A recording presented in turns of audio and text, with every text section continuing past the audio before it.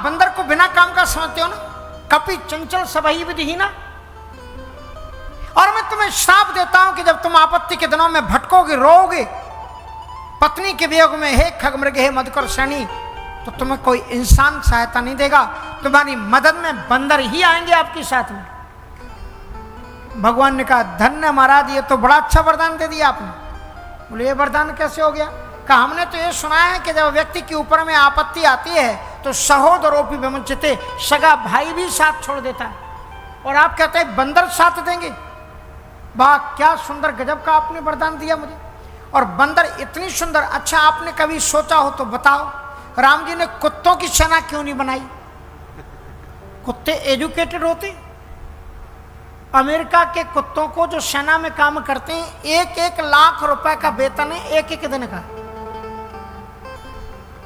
और महाराज ऐसे ऐसे सिरफिरे लोग हैं अमेरिका के कि अकेले अकेले बेचारे घर में रहते हैं, और श्रीमती भी चटमंगनी पट विवाह, और इधर गए उधर गए, अकेले ही रहते तो दिन कैसे कटे, सो पिल्ला पाल लेते हैं कुत्ता।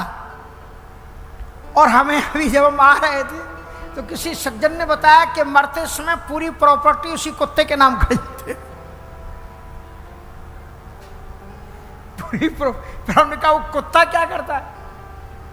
बोले कुत्ते को फिर अच्छे, आपने देखा होगा कभी यूट्यूब में, मैं देखता था कि कुत्ता बड़े सुंदर डेवलप के गद्दे पर बैठा हुआ है और लोग अपने हाथ से उसको खिला रहे हैं, और वो कुत्ता भी बड़े स्वाद से खाता है। हर एक सलाद अलग है, भोजन अलग है, अलग अलग चीज पकवान उसके थाली में रखे। ये तो भाग्य की बात है। कभी कभी कुछ ऐसे होते हैं धनाढ्य जिन्होंने सत्संगत नहीं की, परोपकार तो करते रहे, सत्संगत नहीं की, तो अब उसके कारण से जन्म तो मिलेगा, लेकिन क्या मिलेगा? बोले कुत्ते बन गए। कुत्ते बनकर के उनको भाग्य क्या देता है? बोले एसी कमरे मिलते हैं। और जो माताएं बहनें केवल फिल्मों में ही मटकती हुई दिखाई पड़ती हैं, उनकी गोद में जाके बैठते हैं, उनके स्नेह में आंचल को प्राप्त करते हैं, लेकिन हैं कुत्ते। इसलिए दुर्लभ मिला है नर्तन, चलना संभल संभल के, जीवन को सत्य से जियो। नारद जी महाराज ने, अच्छा भगवान जी ने कुत्तों की सेना क्यों नहीं बनाई? कुत्ते कितने, देखो आप एयरपोर्टों पर जाते हैं, कुत्ते काम देते हैं, वो सूंघते हैं, देखते हैं कि कहीं इसके सामान में कुछ और चीज तो नहीं। आपने मिलिट्री में, पुलिस के पास में भी कुत्ते देखे होंगे, और कुत्तों की कई कहानियां हैं, पर बंदरों की कोई कहानी आपने सुनी हो तो बताओ। सुनी? तो नहीं सुनिए तो हम बता देते हैं एक कुत्ते की कहानी, एक बंदर की कहानी सुनाते। एक राजा ने एक बंदर पाला था, और बड़ा अच्छा बंदर था, अपने पास में रहता था। सोते समय उसको कोई मच्छी और मच्छर उसको परेशान न करे, इसलिए बंदर को बैठा दिया, वो सो गया। बंदर समझदार था। एक मक्खी थी, बार बार आकर के राजा के गले पर आकर के बैठ जाए, अब पछताए होता। तो उसके बाद में उस बंदर ने क्या देखा कि माने नहीं रही, उसने उठाई तलवार और घुमा करके मारी, सब मक्खी तोड़ गई और राजा साहब गए। यही है एक बंदर की कहानी। इतनी बुद्धि होती है, लेकिन मैंने समझ ही नहीं आया कि राम जी ने कुत्तों की सेना क्यों नहीं बनाई, बंदरों की सेना। ये मुझे अमेरिका में उत्तर मिला।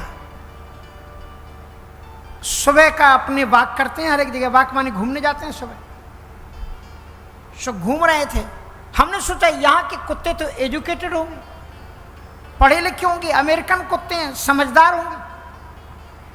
मैं रोज उस सड़क पर घूमता था, कभी अगल बगल के कुत्तों की आवाज नहीं आती थी, लेकिन एक दिन जब मैं गुजरा तो बगल की बाड़ी लगी हुई थी, कुत्ते बाहर आ नहीं सकते, कुत्ते भौंक रहे थे। अलग अलग घर में एक एक कुत्ता रहता है, भौंक रहे थे। हमने कहा आज मामला क्या है? मैं रोज आता हूं, कभी कुत्ते नहीं भौंकते, आज कुत्ते भौंक के रहे। हमसे पीछे एक आदमी एक कुत्ते को लेके चल रहा था, और कुत्तों की आदत है, क्या पूरी तो बात नहीं कहेंगे कि जात देख गुर्राऊ, कुत्ते कुत्ते को देख करके गुर्राते हैं। इनमें संगठन नहीं होता, कुत्तों में संगठन नहीं होता है। अगर दूसरा कुत्ता आ जाए दरवाजे के सामने तो कितना भी एजुकेटेड कुत्ता हो, कितनी भी ट्रेनिंग दी गई हो, भौंकेगा जरूर, भौंकते हो। संगठन नहीं है। और बंदरों में संगठन मैंने वृंदावन में देखा। एक छोटे बंदर को मैंने थोड़ा सा छू दिया और वो थोड़ा सा चिचियाया, चारों तरफ से 50 बंदर कूद कूद करके उस छत पर इकट्ठे हुए। आप कभी बंदर को छेड़ना मत, नहीं तो इतना संगठन होता है कि सारे बंदर आपको घेर लेंगे और सियावर रामचंद्र जी की जय कर देंगे।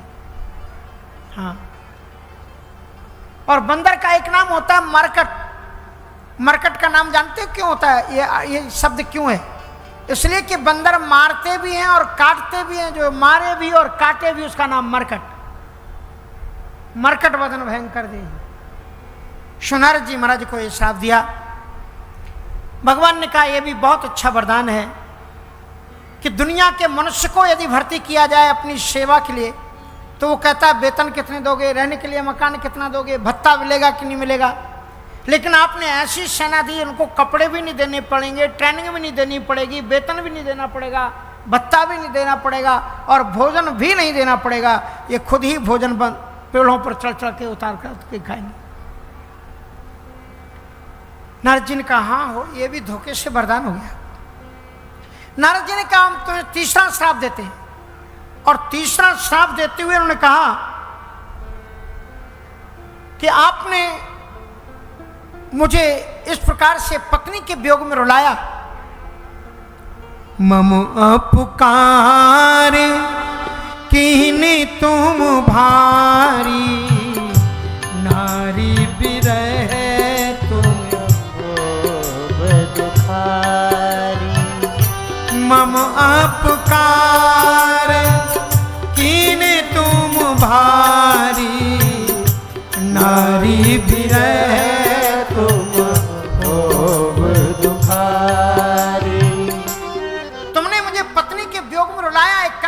मैं तुम्हें श्राप देता हूं कि तुम भी जब अगले मनुष्य बन करके आओगे तो पत्नी के वियोग में तुम रोगे। भगवान बड़े प्रसन्न हुए। कहा महाराज बड़ा गजब का आपने वरदान दिया। बोले ये वरदान कैसे? तो श्राप है तुम रोगे। बोले महाराज इसका मतलब मेरी शादी तो होगी ना। ये तो आपने निश्चित कर दिया ना। इसके पहले मेरे जो अवतार हुए उनमें शादी भी नहीं हुई। बराह रूप में अवतार में शादी नहीं हुई, परशुराम में शादी नहीं हुई, कच्छप और कछुआ और मत्स्य रूप में आए शादी नहीं हुई। अब शादी तो होगी ना। और कोई अगर पत्नी के वियोग में रोए तो महाराज वही रोता है, इसका मतलब पत्नी अच्छी होगी। और अच्छी पत्नी प्राप्त करने के लिए पंडित जी लोग एक अनुष्ठान बताते हैं। पत्नी मनोरमाम देही मनोवृत्तानुसारणी तारणी दुर्ग संसार, हाँ सागर से क्लोद्भव। अब इन लोगों ने किए हैं अनुष्ठान, इसलिए इन लोगों को मालूम है हमको।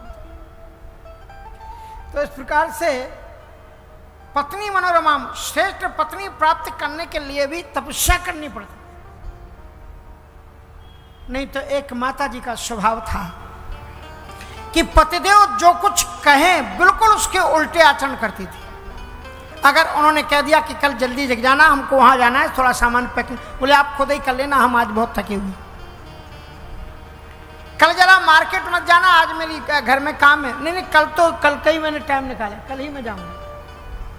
उनकी आदत थी कि पतिदेव जिस चीज के लिए मना करें, जो कहें उसको बिल्कुल नहीं करना, उनके उल्टे चलना।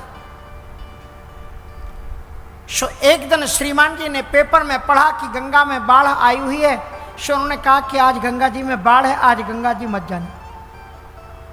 और सुनो तुम्हारी बड़ी बुरी आदत है, जिस चीज को मना करो तो तुम जरूर करती हो।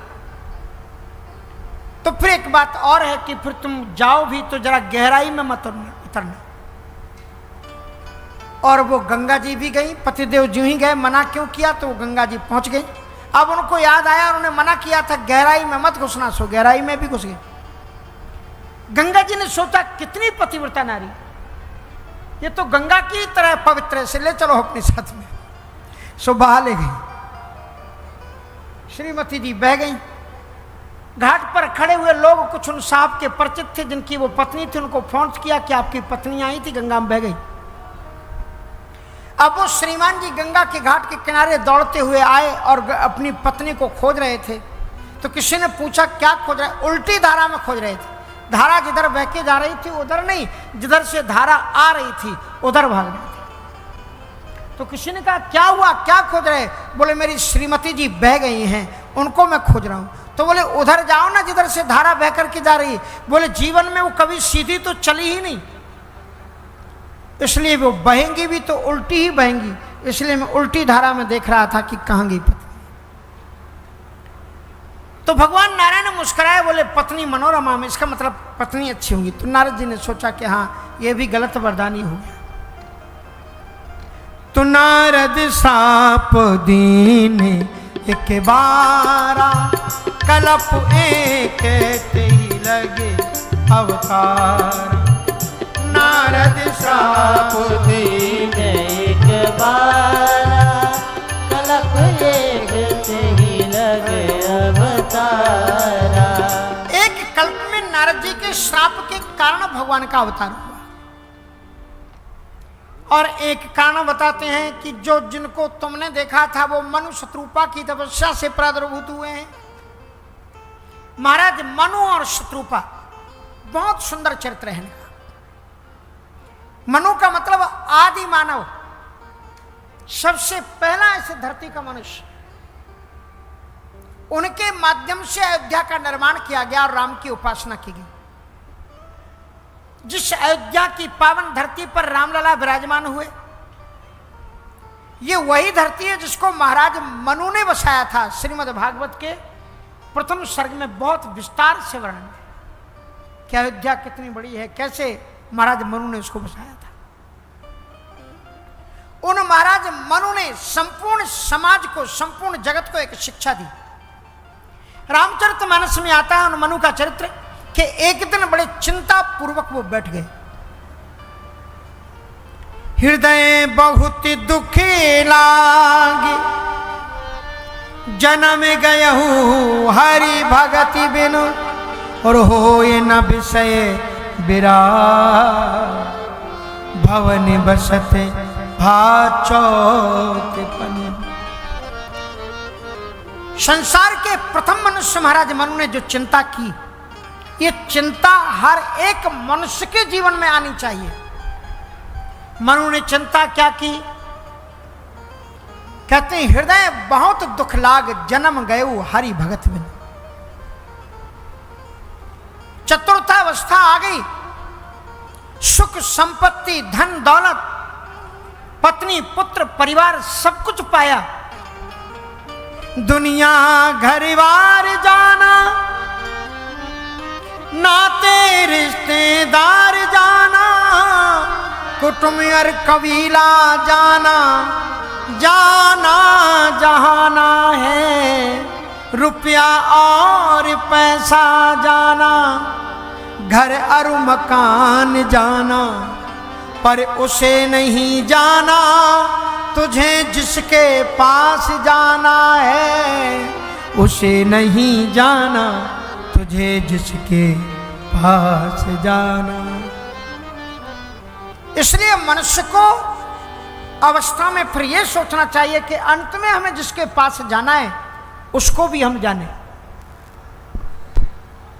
बहुत दुख लगा कि हमने सब कुछ पाया पर जन्म गए हरि भगति बिनु, ये सारा का सारा सुर दुर्लभ मानव जीवन प्राप्त किया, लेकिन भगवान को प्राप्त किए बगैर ही चला गया। भगवान राम जी ने उत्तरकांड में अयोध्या वासियों को कहा है कि नर्तन भव बारिदिकहु बेरो। ये जो मानव जीवन है ये संसार सागर को तरने के लिए एक बड़ा जहाज है, और जो इतने सुर दुर्लभ जहाज को प्राप्त करने के बाद में भी भाव सागर में डूब रहे हैं, उनसे बड़ा अभागा कोई नहीं है। इसलिए हृदय बहुत दुख लाग, जन्म गए वो हरि भगत में। नैमिषारण्य की पवित्र धरती पर इस संकल्प के साथ में उन्होंने तपस्या की कि जो परमात्मा निर्गुण है, निराकार है, अव्यक्त है, अगोचर है, भगत प्रेम वश सगुण सोई, उसको प्राप्त करने के लिए मनु और शत्रुपा दोनों ने कठोर तपस्या की। इतनी कठोर तपस्या कि संबत सहत मूल फल खाए, साग खाए 7 वर्ष गमाए। बड़ी कठोर तपस्या करते रहे। कृषि शरीर मुनि पट परिधाना, सत समाज नित्य सुनहि पुराना, सत समाज नित्य। ठाड़े रहे एक पद दो, ऊर्ध श्वास को खींचते हुए योग के प्रक्रिया के साथ में अपने चित्त को ब्रह्मानंद में एकाकीकरण करके जल और भोजन का त्याग करके सांसों को भी अवलंबन किया और निरंतर भगवान की ध्यान करना शुरू किया। जब कोई एक साधक तपस्या करता है तो एक देवता उसके सामने प्रकट होता है। पर महाराज मनु ने जो तपस्या की है एक संकल्प के साथ की है। कौन सा संकल्प है? कि जो निर्गुण निराकार परमात्मा है उसको हम देखेंगे। शंभु विरंच विष्णु भगवाना, उपजय जासु अंशते नाना। ऐसे प्रभु का मैं दर्शन करूं, ये इच्छा है। तद दर्शनम लोके दुर्लभम चेति मन्यते। उसका दर्शन आंखों से मैं उसको देखूं। कठोर तपस्या जब उन्होंने की तो उनकी तपस्या के कारण ब्रह्मा जी का सिंहासन डोलने लगा। किसी देवता का सिंहासन कब डोलता है? जब किसी साधक की तपस्या उसके इक्वल हो जाए, उसके बराबर की हो जाए। यानी वो ब्रह्मा की कैपेसिटी तक पहुंच चुके थे। जितनी ब्रह्मा जी ने तपस्या की थी उससे आगे तपस्या उनकी बढ़ रही थी। ब्रह्मा जी को डर लगा कि कहीं ये मेरा विधि लोक तो नहीं चाहते। ब्रह्मा जी तत्काल मनु शत्रुपा के सामने प्रकट हो गए। कहा ब्रह्म वरदान मांगो, आप चाहें तो मैं आपको ब्रह्मा पद देने के लिए तैयार हूं। शंकर जी आए, बोले मैं आपको कैलाशपति बना देता हूं। विष्णु जी आए, कहा क्या अब मैं आपको विष्णु जी बनाता हूं। विधि हरिहर तप देख अपारा, मनु समीप आए बहुबारा। उनकी तपस्या ब्रह्मा विष्णु और महेश की सीमा से भी आगे निकल गई। परब्रह्म परमात्मा तक आवाज पहुंची। ये परब्रह्म परमात्मा कौन है? एक श्लोक आप जानते हैं, हमारे साथ आप बोलिए। गुरुर्ब्रह्मा गुरुर्विष्णु गुरुर्ब्रह्मा गुरुर्विष्णु गुरुर्देव महेश्वरा, गुरु साक्षात परब्रह्म तस्मै श्री गुरुवे नमः। इसमें 4 लोग बताए कि गुरु ही ब्रह्मा है और गुरु ही शिव है और गुरु ही विष्णु है। लेकिन इसके बाद में भी एक पद बताया, क्या है? का गुरु साक्षात परब्रह्म। परब्रह्म, ये परब्रह्म कौन है? जो ब्रह्मा विष्णु महेश से भी आगे है। महाराज मनु और शत्रुपा ने इतनी तपस्या की कि ब्रह्मा विष्णु महेश उनके सामने कई बार आए, वरदान मांगने को कहा, पर उन्होंने सीधा कह दिया। ब्रह्मा विष्णु महेश से हाथ जोड़ करके कहा, हम आपको नहीं, हम तो परब्रह्म परमात्मा को देखना चाहते हैं जिनसे आप पैदा होते। देखन चाहो परम प्रभु सोई। तो जब ये स्थिति हुई तब परब्रह्म परमात्मा खुद तो प्रकट नहीं हुए, उनके आकाशवाणी हुई। अब विष्णु जी, ब्रह्मा जी, शंकर जी भी आए वरदान देने के लिए, लेकिन ये सामने आए साकार रूप में। परब्रह्म परमात्मा खुद नहीं आया, उसकी आकाशवाणी हुई। पर परब्रह्म परमात्मा में और ब्रह्मा विष्णु महेश में फर्क क्या है? इसको पढ़िए। ब्रह्मा विष्णु महेश आए, वरदान देकर के चले गए, लेकिन फिर भी मनु का जीवन कैसा है, शरीर कैसा है? बोले अस्थि मात्र हुए रहे हो शरीरा, तदपि मनाग मना नहीं पीरा। उनका शरीर हड्डी हड्डी हो गया है। फिर भी उन्होंने कोई वरदान मांगा नहीं। लेकिन ब्रह्मा अभी सामने नहीं आया, उसकी केवल आकाशवाणी हुई, मांग मांग मर भई न भवानी। और जो ही आकाशवाणी हुई तो उस पर ब्रह्म परमात्मा के आकाशवाणी में ही इतना चमत्कार था कि महाराज मनु और शत्रुपा का दुख नष्ट हो गया, शरीर हरा भरा हो गया। ऐसी जो वाणी थी परम गंभीर कृपामृत शानी, श्रवण रंध्र हुए और जब आई उस परमात्मा की वाणी अनावृत कर्ण कोयरों कानों के छिद्र से जब दिल में आई तो उस वाणी में ही इतना चमत्कार था। वो तो अभी सामने नहीं आया, उसकी वाणी में इतना चमत्कार था कि हिष्टि पुष्टि तनु भय सुहाए, हिष्टि पुष्टि तनु भय सुहाए, मानहु अबहि भवन ते आए, मानहु अबहि भवन ते आए। उस वाणी को सुनते ही राजा हिष्ट पुष्ट हुए। चारों तरफ से आवाज आ रही है, वरदान मांगो, वरदान मांगो, महाराज वरदान मांगो। यह है महाराज मनु।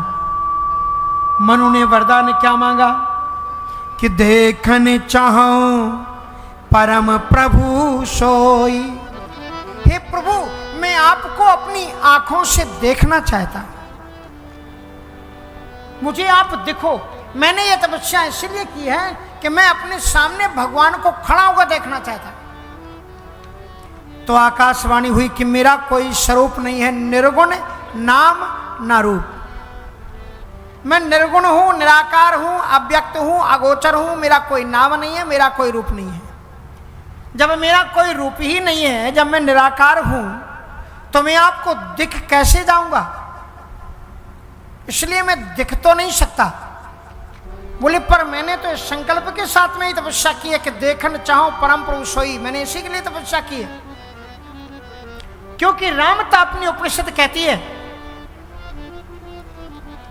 कि नित्यानंद स्वरूप है, वह परमात्मा निर्गुण निराकार होते हुए भी चिन्मय द्वितीय से निर्गुण शरीरना, चिन्मय है, अद्वितीय है, निर्गुण है, अशरीरी है, फिर भी उपासका नाम कार्यार्थम ब्रह्मणो रूप कल्पना, उपासकों की भावना के अनुसार वो धरती पर अवतार लेता है।